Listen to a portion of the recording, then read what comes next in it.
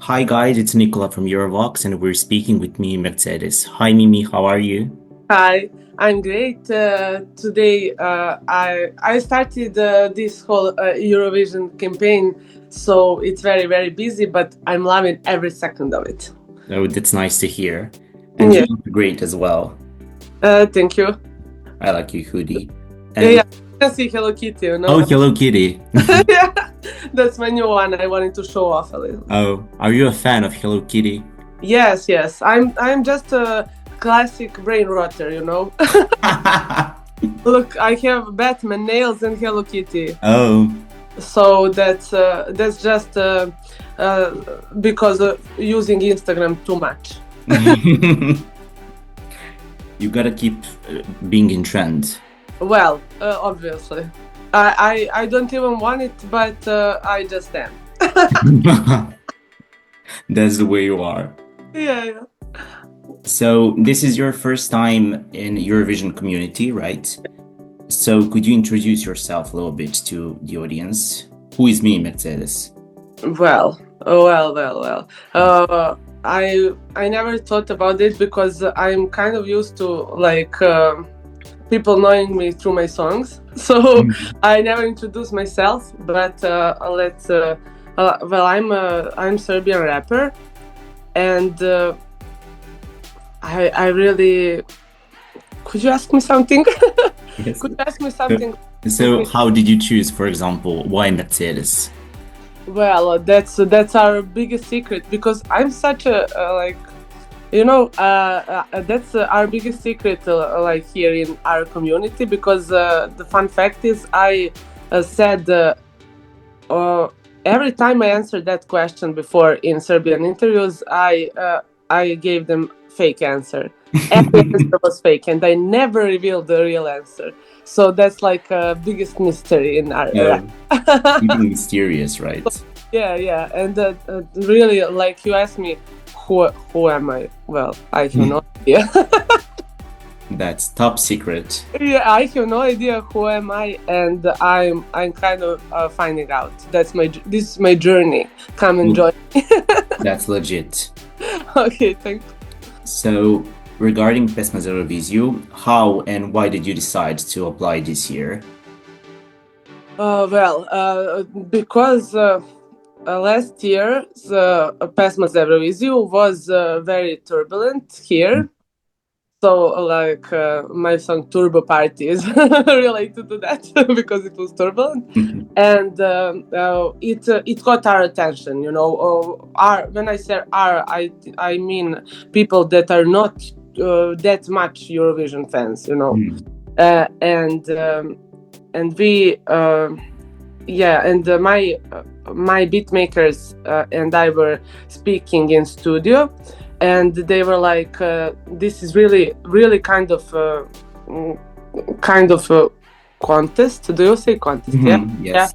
Yeah. Because for you, because you are the type of musician that can do a lot of different genres in one song, and you can pull it off. So. I was like, I never thought of myself in that way, in Eurovision way, and I don't know. They were like, they were good in talking, so they persuade me. I'm so glad to hearing that because your song is really amazing. So how did you decide to write Turbo Žurka? Was it written especially for Eurovision? Yes, it was written especially for this thing. The only part I had right away when I decided to go for that, I made that yes that part, but it was very fun for me, and I thought the song would have to have something catchy, and that just crossed my mind. You know, I didn't even think about it. They just popped in my mind, and I loved it. And it happened in March last year, and it stayed till now. And the rest of the song was like a build up. So what was your inspiration? Why did you choose especially to talk about a Serbian party? Well, I tried to write something that would represent me and Serbia, or something that we have in common, because I'm individual, but I have something in common with the rest of people here, and I think that is the biggest thing we have in common, like loving to party. Yes. So I have other songs in my career that literally just describe party, and I thought that is the best thing to write about for Eurovision. It would be light, fun, and maybe have some other messages through that kind of sentiment, And how would you describe Balkan Party to someone who's not familiar with it? Well, it's, my favorite line in this song is like, love is hard here, but hard not like, it's not easy thing to do, but it's like rough. Love is rough. Rough. So love is rough here. We are so intense, and that's the thing. I really love about this place here. The perfect balance of love and violence. I have that's a rhyme from my other song, Turbo Folk me natera. So I love that rhyme. I don't know how it translates to English. Does it sound too obscure or too Lana Del Rey? I don't know, but it's not like that violence. No, it's not. It's very poetic. Oh, great. So where do you find inspiration when you're creating music? Because you have like various topics that you talk about, something that isn't obvious inspiration for other artists, such as the song you mentioned, Turbo Folk, Menatera, or I don't know, Patike za trčanje, something that's really obscure to some other songwriters. Where do you find a specific idea to talk about? Well, in everyday life, because I just live and think about life. I live, I look at other people, I perceive, and everything I think just goes out of me through rhymes. And Patike za trčanje is like that very short song, very concrete, because it's all metaphor. It's just metaphor. And it's all Belgrade slang for something illegal. So I don't have to talk about it right now, but it's all slang. And I love writing songs that can have few meanings. And I really love language and love slang, and I like making songs that kids can listen to, and really there's nothing bad about it, and it's just catchy and it's fun and everything, but people who know. I understand it completely. Great. It's fun. Yeah. So when you write music, do you have a specific say ritual, or does it go with the flow? Well, I always start with the flow. I always have the first idea randomly. After that, I have to finish that with some sort of rituals, because I have to. That other part is like kind of discipline, and first is just inspiration. And I have to sit in my own home when there's no noise or like dim light or something like that, and just sit and focus and finish the concept, because I like my songs to be very neat, very planned. I like when first verse is really related to the second one, and I like to clean my rhymes. I like that. Like I write first, and then I'm like, can it be better? Can it can it have more letters like the first rhyme? Can better? And then I clean my rhymes, so until they're like the best version I can think of, and then I'm satisfied. Then I go to studio and record it. Okay, so practice makes perfect. Yes. And what are your musical influences? Musical influences well, the biggest ones are like our Balkan rappers. Mm-hmm. So the biggest influence on me was rapper Juice, Mm-hmm. Moskri from Pretty Big, Mm-hmm. Marlon Brutal. So that's like a kind of weird combo, but some are for like their ideology, like Juice. That was really, really inspiring to me. Like his all 93 full crew and everything, and Moskri is the smartest rapper ever. Like he is out of the box totally. And Marlon Brutal, I learned how to write rhymes from him. He had the cleanest rhymes. I really, really loved it. Okay, so you had help. Well, definitely I had help, like listening to them. They were not my help in real life. Okay, so you watched and learned, right? Yeah, I really, really listen to rap music. I do it religiously. And how did you find that you can rap and you can write rap music? Well, it really started really spontaneously. Like I listened to it a lot, and I had a lot of that to say, and I just felt like there's an empty space and that I need to fill it, because that was the state of female rap in that time.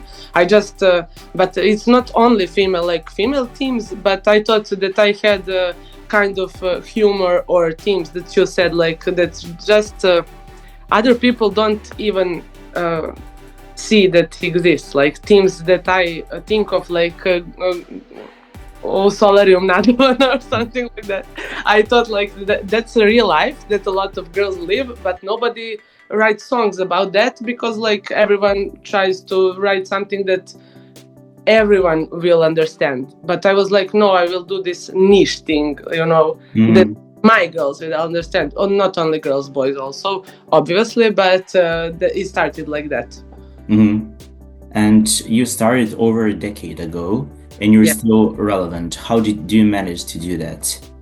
Well, I think by experimenting, because something like this, that I decided to go on Pesma's Euroviziju contest.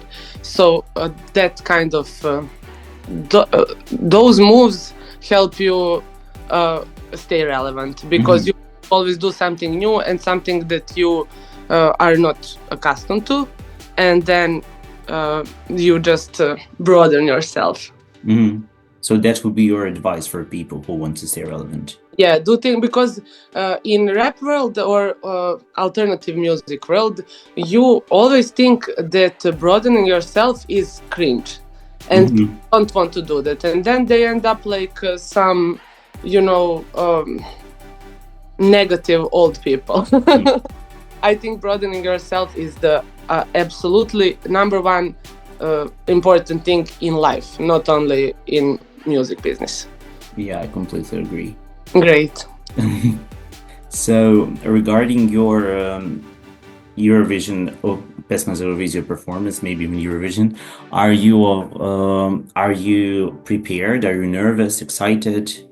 Well, I am very prepared, and I feel like I have been preparing for this all my life, So everything that seems so foreign to me when my beatmakers proposed this idea to me, everything seems so normal now and so natural. And every live performance that I did before was like a practice for this, but it will be a lot more complicated than anything I ever did before. So I'm practicing every day, but I'm very optimistic, and I have a lot of confidence. So I love that feeling really, but I don't let it make me lazy. Got it. You have to have discipline, but also to be confident on stage. Yes, because my song is maybe the most popular right now, but I really, really love the other songs, and I know that those artists are really good artists. And then I take my competition really seriously, and I'm like, okay, they will probably do their best, and I have to be better.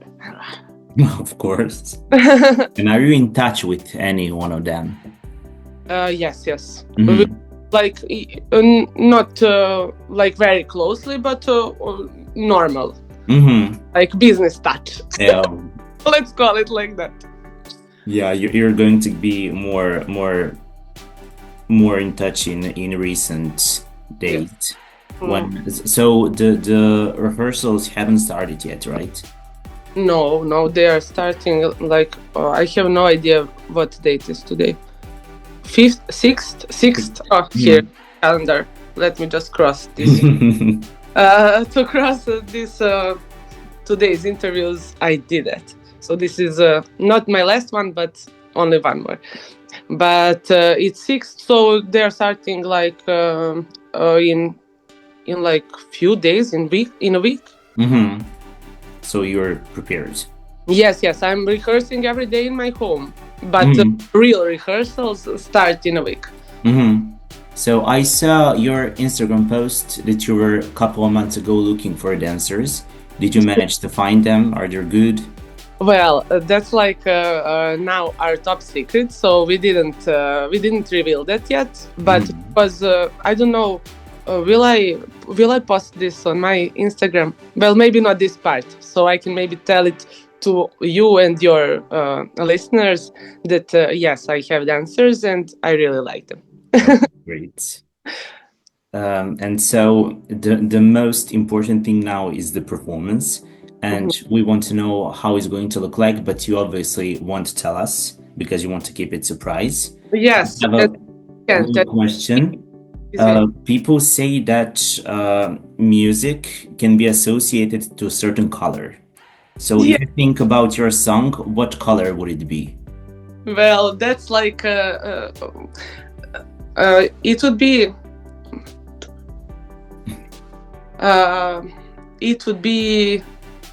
like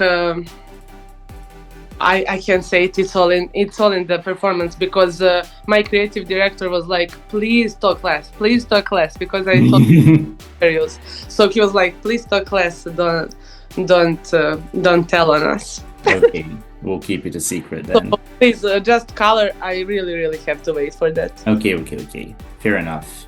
And if your song was a duet, who would you add to it? Who would you feature?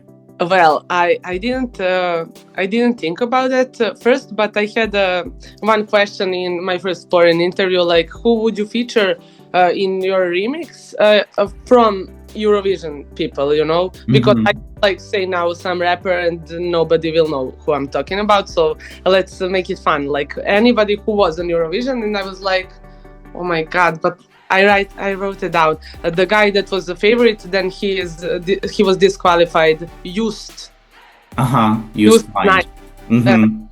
Right. I think he would get really along. Really turbo. Very turbo. He would understand the sentiment I have, I think. He would understand my patriotism. That's my idea. So maybe do you have a word in English like patriot? Yes, patriot. Like a guy who likes his country. Yes. So we are patriots. Yes, we like our countries through this party that we are making. That's like total Eurovision ammo. Yeah, of course. And speaking about duets with Eurovision stars, you have a duet with Sarajevo. Yeah. Competed at Eurovision and Pesma's Evroviziju as well. How was that experience? Oh, that was like that was like one type of broadening that I was talking about before, because that's really not my kind of, that's not the kind of music I used to making, and especially aesthetics, and that's so fun for me because I was just making a song for her in studio with Sobi. Like we were making a song, and I was just writing her lyrics, and I had to rap that part because she would hear the flow and rap like that, and heard my voice, and she was like, "No, you have to stay in this song. This is so much better like this." So when we have that two different energies in the song, and I agreed, and it was like a big experiment for me because I just said, you do whatever you want, you pick the style, you pick the everything, and I will just go with your flow because I really want to expand myself. Yeah, you did very successfully, if you ask me. Yeah. So you write for other artists as well. Yes. Is there a difference between writing for you and the other artist? There is a big difference because I am very free when I write for myself, and I never even consider will it be hit song when I write. I did now when I wrote for Eurovision because I was like, well, I mean it to win it. I always go for the best when I am competing. That's why competitions are very good because they make you work harder. But when writing for myself, I have like 100 songs, and I'm very freestyling. You know, anything that crosses my mind. Okay, let's try this regular rap flow and everything. And I really talk whatever I want, and the lyrics are usually slang and explicit. And when I write for others, I have to like watch what am I saying. Will they resonate with that?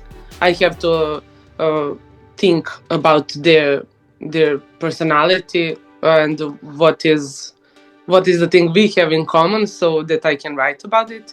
And it's much harder, but that's why it's good because it's like challenging. I have to think and write and not just freestyle, because freestyling is really good for creative flow, but that can keep you also stagnant. But that's why I really like working for other people, so I can think better. You learn from the experience. Yes. And now, in these days, you had probably a lot of interviews. Yeah. Is there any question that nobody asked you so far, but that you really wanted to be asked? Wow, that's really nice. Well,